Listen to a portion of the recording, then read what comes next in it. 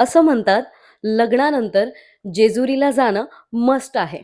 आता तुम्हाला तर माहितीच आहे, मी आणि Amit Balaji tours and travels सोबत सोलापूर जेजुरी देवदर्शनासाठी आलो आहोत. खरं तर लग्नाच्या 1.5 वर्षानंतर जेजुरी जाण्याचा योग आलेला आहे. पिवळ्या भंडाऱ्यात सजलेली सोन्याची जेजुरी मनाला एक वेगळाच आनंद देत होती. आणि हां, मला तरी असं वाटत होतं, साक्षात देव माझ्या आणि अमितच्या संसाराला आशीर्वाद देत आहे.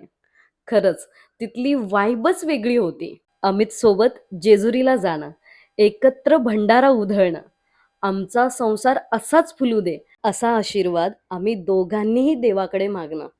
हा अनुभव माझ्या मनाला खूप आनंद देत होता. शेवटी काय, आपल्या आवडत्या व्यक्तीसोबत देवदर्शनाला जाणं, यालाही नशीबच लागतं ना.